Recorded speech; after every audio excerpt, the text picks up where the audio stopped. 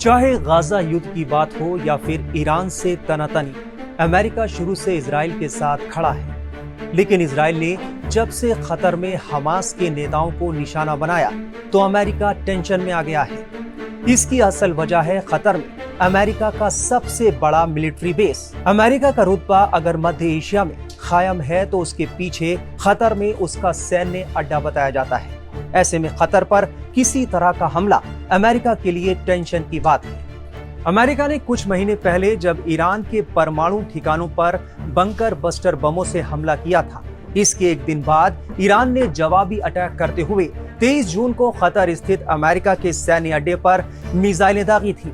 हालांकि अमेरिका की ओर से कहा गया था कि उसके सैन्य अड्डों को कोई नुकसान नहीं पहुंचा है। उधर अमेरिकी राष्ट्रपति डोनाल्ड ट्रंप कह चुके हैं कि इजराइल के प्रधानमंत्री बेंजामिन नेतन्याहू ने कतर में हमास नेताओं पर हमला करने से पहले उन्हें कोई सूचना नहीं दी थी। उन्होंने साफ तौर पर कहा कि ये हमला पूरी तरह से इजराइल का खुद का फैसला था।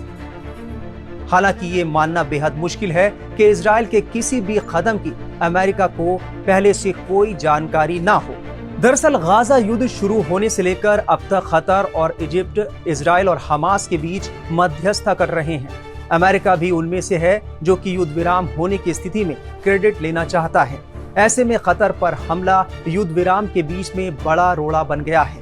कतर से इजराइल के लिए रवाना हुए अमेरिकी विदेश मंत्री मार्को रूबियो ने कहा है कि कतर के साथ जल्द ही अमेरिका की डिफेंस डील फाइनल होगी। उन्होंने कहा कि कतर से हमारे करीबी रिश्ते हैं, हम कतर के साथ डिफेंस डील फाइनल करने का प्रयास कर रहे हैं। उधर कतर ने भी इजरायली हमले को कायरता बताया था। हालांकि कतर ने खुद को मध्यस्थता से अलग नहीं किया है। मई में डोनाल्ड ट्रंप ने भी कतर दौरे के वक्त कहा था कि अगर कोई भी कतर पर हमला करता है तो अमेरिका सीधा जवाब देगा। ट्रंप ने कहा है कि उन्हें इजराइल के प्लान के बारे में कोई जानकारी नहीं थी। उसने अचानक कतर की राजधानी में हमला कर दिया। वहीं इजरायली पीएम बेंजामिन नेतन्याहू का कहना है कि हमास के नेता जहां भी होंगे उन्हें वहीं मार दिया जाएगा। वहीं डोनाल्ड ट्रंप ने कहा है कि इजराइल की इस हरकत से वो खुश नहीं है। यहां तक कि संयुक्त राष्ट्र में जब इजरायली हमले का निंदा प्रस्ताव लाया गया तो अमेरिका ने भी इसका समर्थन किया। पहली बार है जब किसी प्रस्ताव पर अमेरिका इजराइल के खिलाफ गया है। डोनाल्ड ट्रंप ने कहा है कि कतर पर अब कोई देश हमला नहीं कर पाएगा। इजराइल ने 9 सितंबर को कतर की राजधानी दोहा में हमास चीफ खलील अल हैया को निशाना बनाकर हमला किया था। मीडिया रिपोर्ट्स के मुताबिक हमले में अल हैया बाल बाल बच गया, जबकि 6 बाकी लोगों की इस हमले में मौत हो गई थी।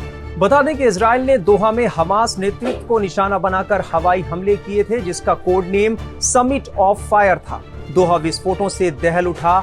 चश्मदीदों ने बताया कि हमले के बाद वहां धुएं का गुबार उठता देखा गया। कतर के अधिकारियों ने हमास नेताओं की पनाहगाहों पर इन छापों को कायराना हमला बताते हुए खतरनाक वृद्धि की चेतावनी दी। इसके बाद इजरायली पीएम नेतन्याहू ने भी कहा था कि इजराइल इस हमले की पूरी जिम्मेदारी लेता है। जब ये हमला हुआ तब हमास नेता अमेरिका के युद्ध विराम प्रस्ताव पर आपस में चर्चा कर रहे थे। 9 सितंबर को कतर पर हुए इजरायली हमले ने अरब देशों की चिंता बढ़ा दी है। 15 सितंबर को कतर की राजधानी दोहा में मुस्लिम देशों के 50 नेता इजराइल के खिलाफ एक खास बैठक के लिए इकट्ठा हुए थे। ये बैठक अरब लीग और ऑर्गेनाइजेशन ऑफ इस्लामिक कोऑपरेशन यानी OIC ने बुलाई थी। कहा जा रहा है कि इस बैठक का मकसद इजराइल की ओर से कतर पर हुए हमले का जवाब देना है। अब इजराइल की ओर से कतर में हुए हमलों के बाद ईरान के राष्ट्रपति मसूद पेजेश्कियान ने भी मुस्लिम देशों से इजराइल के साथ रिश्ते तोड़ने को कहा है। उन्होंने इस्लामिक देशों से एकजुट होने की अपील की। वहीं पाकिस्तान ने सभी इस्लामिक देशों को नेटो जैसे ज्वाइंट फोर्स बनाने का सुझाव दिया है। इजराइल के खिलाफ मुस्लिम देशों का पहली बार इस तरह लामबंद होना बेहद अहम हो जाता है। इजराइल की ओर से कतर में हुए हमले के बाद अरब लीग और OIC के तेवर बेहद सख्त दिखाई दे रहे हैं। OIC 57 मुस्लिम देशों का एक अंतर्राष्ट्रीय संगठन है जिसे 1969 में स्थापित किया गया था। इसका मकसद भी मुस्लिम देशों के बीच एकजुटता को बढ़ावा देना है और उनके हितों की रक्षा करना है। वहीं भारत ने मंगलवार को दोहा में इजराइल के हालिया हमले पर गहरी चिंता व्यक्त की और खतर की संप्रभुता के उल्लंघन की साफ तौर से निंदा की है। संयुक्त राष्ट्र में भारत का प्रतिनिधित्व करते हुए अरिंदम बागची ने कहा कि भारत का दृढ़ विश्वास है कि मतभेदों को संयुक्त राष्ट्र चार्टर और अंतर्राष्ट्रीय कानून के सिद्धांतों के पूर्ण अनुरूप बातचीत और कूटनीति के जरिए से हल किया जाना चाहिए। बागची ने कहा कि भारत दोहा में हुए हालिया हमलों और क्षेत्र की सुरक्षा स्थापित करने के लिए इसके प्रभाव को लेकर बेहद चिंतित है। हम खतर की संप्रभुता के उल्लंघन की साफ तौर से निंदा करते हैं। इस तरह की कार्रवाइयों से न सिर्फ क्षेत्र में बल्कि पूरी दुनिया में शांति, स्थिरता और सुरक्षा को खतरा है।